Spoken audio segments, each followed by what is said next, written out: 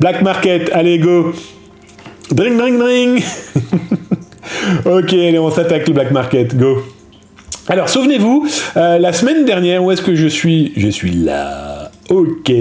La semaine dernière, je ne sais plus qui, mais en tout cas quelqu'un de la communauté, ceux qui viennent regarder l'émission, et je vous en remercie encore d'être aussi fidèles, vous êtes de plus en plus nombreux, donc ça fait plaisir.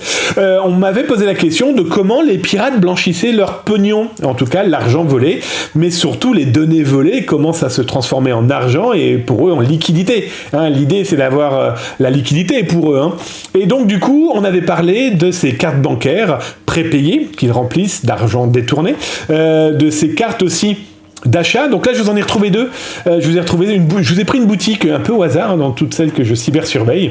Et celle-ci est intéressante malheureusement, parce que c'est le même principe. C'est une galerie marchande d'un Leclerc, d'un Auchan, d'un Walmart, d'un IGA. Walmart, IGA pour Montréal, Canada, Leclerc, Auchan pour la France. Hein. Parce que l'idée, c'est que notre planète est un grand village planétaire, donc il y a des Canadiens qui regardent, et il y a des Européens qui regardent, donc voilà. Et donc pour vous expliquer que, là par exemple, je suis tombé sur un pirate qui proposait des cartes eBay, des gift cards, donc des cartes prépayées. Donc là, il y a des eBay de $250, elle vous coûtera $80. $1000 dans la carte, elle vous coûtera 379, 380, quoi. C'est vraiment les prix psychologiques de grand-mère des années 60. Mais ça vous donne aussi un petit peu l'état d'esprit de l'âge de ceux qui sont derrière. Et donc, du coup, un petit peu la zone géographique de qui vend. Mais ça, on en parlera plus loin, hein, mais voilà, on en parlera plus tard peut-être, mais ça, c'est ce que j'explique en cours ou autre. Ça permet aussi de géolocaliser plus ou moins des populations. Eh oui, tout le monde ne parle pas dans ce genre de monnaie, ne parle pas dans ce type de psychologie marketing, etc., etc. Donc là, vous aviez les eBay, je crois que vous en avez, oui, Amazon aussi, les fameuses gift cards Amazon, hein, là, ça vous coûtera la moitié prix.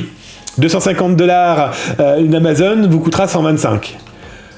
$5000 de carte Amazon, ça vous coûtera 250. Vous voyez ? Là, pareil, c'est quoi, c'est neuf, les gars, vous déconnez, quoi. Moitié prix. Donc, avec un mail, alors je vous ai laissé les mails, hein, parce que ça sert à rien, vous pouvez les contacter, mais je doute que vous soyez dans le trip de vouloir devenir des criminels. Ça pourrait être rigolo. Pour ceux qui viendront vous arrêter, j'entends bien. Alors, là, on va rentrer plus dans le sujet complètement fou, c'est qu'il y a des black markets. Alors, vous voyez à droite, hein, là, ici, hop, avec la petite souris, là, c'est les différentes boutiques proposées dans cette galerie marchande. Alors, chacun propose de la carte bancaire, des téléphones, des machins, des choses. Donc, offline, online, ça dépend s'ils sont présents ou non. Hein, ça vous donne... oui, parce que c'est pas comme les magasins, ils sont ouverts à certaines heures, etc. Là, pareil, ça permet plus ou moins de géolocaliser certains détails. Je donnerai ta référence à la police quand ils sonneront à ma porte. Quand tu veux, Phipps. C'est pas de problème, je suis gendarme de réserve, c'est peut-être moi qui viendrai sonner à ta porte, mais plus sérieusement. Donc voilà, là, vous avez donc les différents produits qui peuvent être vendus dans différentes boutiques, avec qui est en ligne, qui n'est pas en ligne. Alors vous avez vu, hein, les petites étoiles, ah ouais, comme chez eBay, chez Amazon et compagnie, on a des étoiles, bon vendeur, pas bon vendeur. Et donc on a des gars qui vous vendent de l'or, hein, qui vous vendent de la platine, du palladium. Quand est-ce qu'ils vont vendre aussi, vous savez, cette pierre qui vient de l'espace, qui permet de faire faiblir Superman? Voilà, c'est pour vous donner un petit peu. Alors est-ce que c'est vrai, est-ce que c'est faux? Il y a beaucoup d'acheteurs. Soyons très très clairs. Quand je vous dis ça, ici nous avons depuis mars 2019 un gars qui vend des diamonds, du diamant. Oui, c'est ça, de la kryptonite, c'est clairement ça. Là, lui, il vend des diamants. Alors, vous voyez, donc là, au moment où j'y suis allé, il était fermé. Il est ouvert de 7h à 22h. Ok ? Donc, par rapport à mon créneau horaire, il était fermé. Donc, moi, ça permet de... Ah bah oui, hein, si... bah non, vous le voyez pas, mais il est à côté de Bubule, mais s'il est 10h53 en ce moment à Montréal, il est 16h53 en Europe, eh bien si dans les deux cas il n'est pas ouvert, il y a un petit détail qui va pas. La géolocalisation, en tout cas par cet élément-là, permet de commencer à faire un environnement plutôt sympathique ou pas. Mais voilà, c'est un élément. Donc, en nombre de vendeurs, il a quand même eu plus de 7000 acheteurs, avec un niveau de satisfaction intéressant, oui, parce qu'il pourrait vendre du verre, le mec, hein. Il pourrait vendre du cristal, Swarovski ou je ne sais trop qui. Donc voilà, après, on a tous les petits éléments qui vont bien. Et puis là, il vous propose donc les différentes qualités. Alors lui, il faisait aussi dans le lingot, d'accord, avec des explications, qui achète, comment j'achète, avec livraison DHL. Ah bah oui, ça laisse pas du tout de traces, cette DHL, hein, c'est une pure merveille. Ça veut dire comment ils ont confiance en eux, confiance en leur business. Avec, après, les différents prix. Alors là, vous voulez 5 grammes d'or, ça vous coûtera $100. Je ne sais plus quel était le prix de l'or, si quelqu'un peut regarder. Le prix au gramme de l'or, voilà, ça vous donne un petit état d'esprit de ce genre de produit. Alors, d'où ça vient ? D'où vient, du coup, les 3090 version Platinum ? D'où ça vient, ça ? Clairement, de zones et de pays qui n'ont pas le droit de faire commerce de l'or parce qu'ils sont interdits.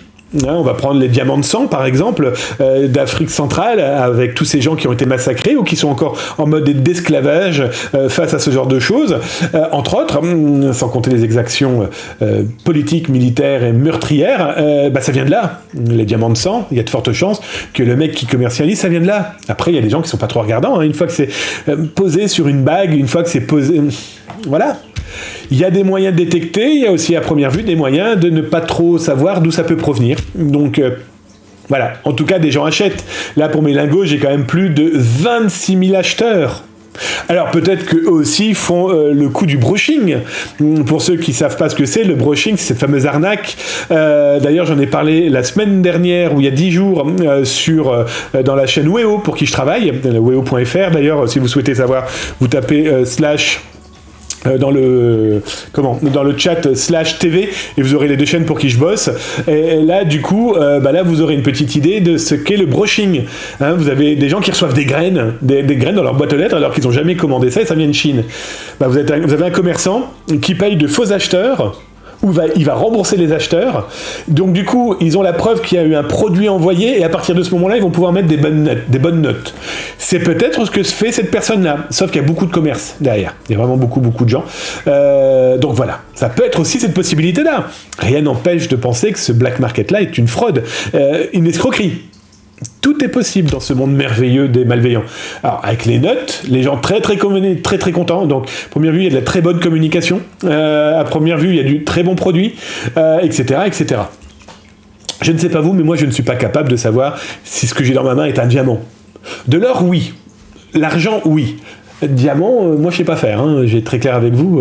À moins de l'amener chez un bijoutier ou à moins d'être moi-même un pourvoyeur de ce genre de produits transformés. Parce que l'idée, bien sûr, ça va être transformé en chaîne, ça va être transformé en ce qu'on veut, même si normalement il devrait y avoir un traçage.